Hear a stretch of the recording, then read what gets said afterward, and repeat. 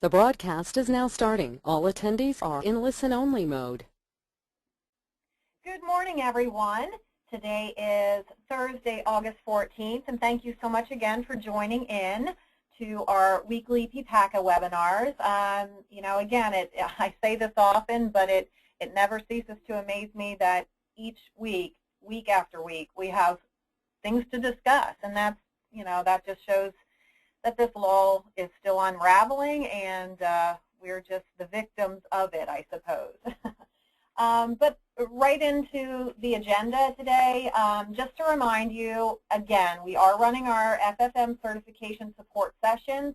You don't need to come to one of our sessions in order to complete your certification, but you do need to complete it for 2015 and for the balance of 14 by 9:30, because all of the 2014 certifications will expire on September 30th, and if you have your 15, then it's a seamless transition that will carry you through for the balance of 2014. But if you don't do it, then you're kind of out until you do the 2015 certification. So if you have any questions on that, just let me know. It is, it's very similar to last year, so it's not that you can't do it on your own. If you've done it, if you did it last year, then all you have to do is log back into the system, and you're going to be able to, actually the module is going to be right there for you. So you would just need to click on that. If you only registered for individual last year, you may want to add shop. We don't get a lot of shop requests, but that may change with all of the groups coming in for 12/1 renewals as an option. And for 2015, the requirement to sell shop, the small group, is still only that shop agreement. So it takes a matter of 5 seconds to complete that. So my feeling is do it, why not? On to the next wonderful topic, IRS drafts forms for employers. So I wanted to show you, this is going to be in my newsletter that's coming out this week. And these are still drafts, but there are quite a few forms that we will all have to become accustomed to, or at least know of their existence so that we can talk to our employer groups. But for 2014, reporting is voluntary, but for 2015, employers with at least 50 full-time equivalents need to use these forms. 1095B is specific to Code 655, which sets the standards for minimum essential coverage.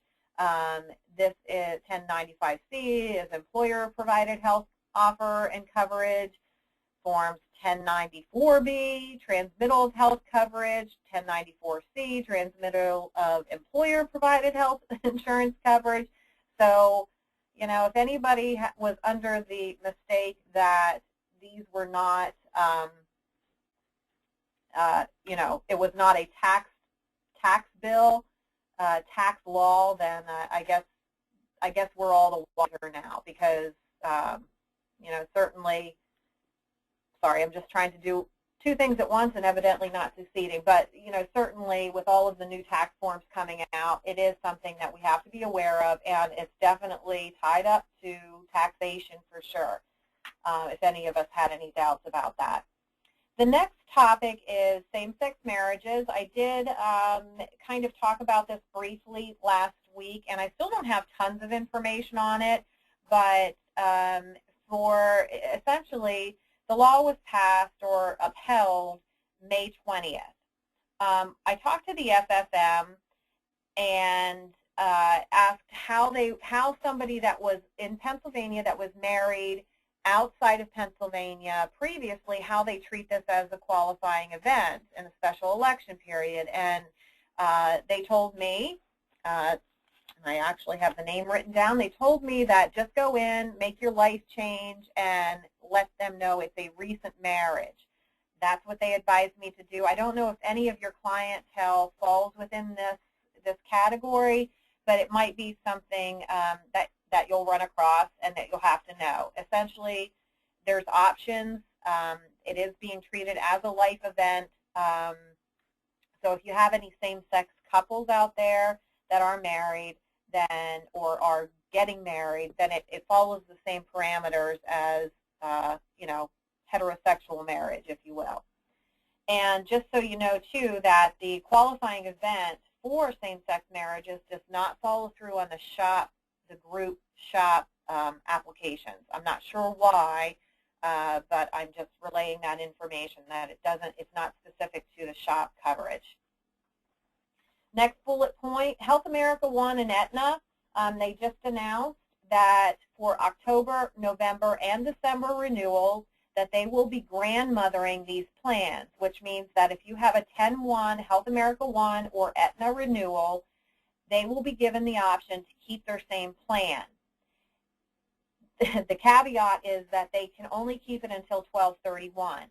So instead of an October 1st renewal for either company being a qualifying event where they can look outside of their incumbent carrier and maybe look at different pricing, it's not a qualifying event because they are being grandmothered. So all of your October, November, December renewals for individual Health America One and Aetna will be grandmothered, but again, then they're going to have to pick up coverage for 12/31. I would encourage you to reach out to your clients that fall within this renewal and let them know. You know, again, staying in front of your clients is so important with all this information changing minute to minute.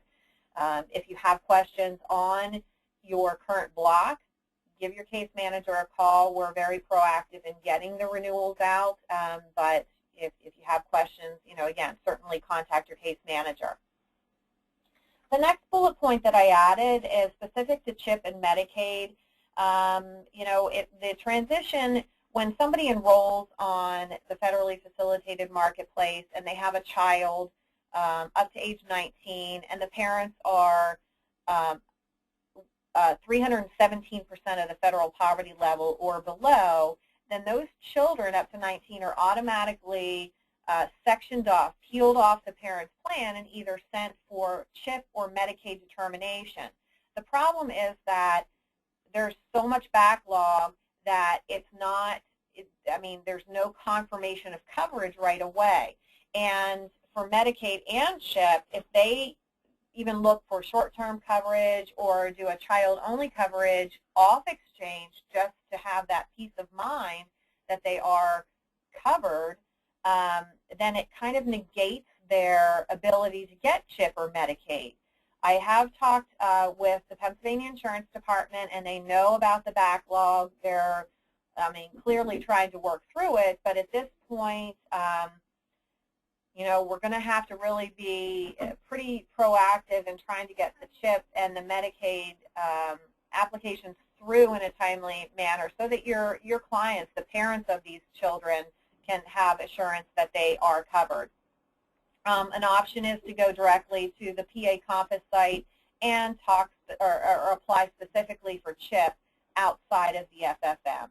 That might be a better option, and we talked about that way back at the beginning in October of 2013 when we knew that it was going to be an issue. But you know, again, it's an ongoing process, and we're here to support you. But I'm telling you that it is an issue. Next bullet point is just a reminder. Again, we did a quick introduction of Sam Bohr, our new Director of Ancillary and Supplemental Products, on last week's webinar. And I wanted to encourage you to reach out to him. His extension is 134 here at URL, or samb@urlinsgroup.com. He may be reaching out to you as well, but we really do feel that this is an important part moving forward of the whole equation for employers that are looking to supplement their higher deductible health plans when they transition to an ACA plan, or to have a value add for those employers that are dissolving group coverage. So we really do think it's timely. We've seen a huge uptick in these sort of benefits, both employer-sponsored or voluntary products, and Sam is a wealth of knowledge, and I would encourage you to reach out to him. Way back at the beginning of our webinar series, we talked about being a web broker, and URL is still approved as a web broker in the state, well, as a web broker, period. But for Pennsylvania, we are going to hopefully be up and running for open enrollment on November 15th. You know, things are moving along quickly, and we'll have more information on that as time goes on. But essentially what that would give you the opportunity to do is go to our quoting portal, and both consumers and you to run quotes. Also look at subsidy determination, and if somebody wants to make application, either you on behalf of your client or your clients directly, when they hit the Apply Now button, they'll be redirected to the healthcare.gov site and be able to, in one site, obtain both options, on exchange or off exchange. So, you know, again, more will follow on that. I'm also, last year we talked a little bit about our lead force system and offering leads, and we were not real successful in some of the mailers that we sent out and tested. I'm going to try, and I do believe it was probably the testing, or you know, the timing of the test, but I am going to test this again this year, and hopefully for those that are on this call or future calls, if I get a lead, a consumer lead in that's in your area, I'd love to pass those along. No promises, because I'm not sure what we're going to get, but just be mindful that we may from time to time be contacting you and asking if you want to contact a specific lead. And of course, time is of the essence once we contact you. Last bullet point before we get to the open forum is the FFM submission reporting. We are currently working on an Excel spreadsheet that you will have access to report all of your FFM activity, so that we can be a bit more proactive, you know, than we might have been in the past, just because, you know, again, it was a new system. We weren't sure how the reporting was going to come in. We now recognize that the reporting from the carriers, because of the delay in the reporting from the FFM to the carriers, is pretty delayed, to say the least. So we want to be a bit more proactive. So we're working either, again, on an Excel spreadsheet, or preferably we're working on something where you can log into our site and it will be an auto upload into our system, so that, you know, really it's more user-friendly for everybody on the reporting end and on the receiving end. So hopefully we'll get that in place quickly, and watch for more information on that. And I know I don't have a bullet point here, but I wanted to let you know, this is also going to be in my newsletter, but there was a report that came out this week that talked about how close to, well, little over 300,000 customers who have failed to fix errors on their citizenship or immigration status with the FFM could possibly be terminated. The deadline for getting all that information in is September 30th. They've reached out to these people numerous times. I mean, I'm talking 7, 8 times by phone, by mail, etc. And it does appear that they have quite a few that have not given their citizenship or immigration information.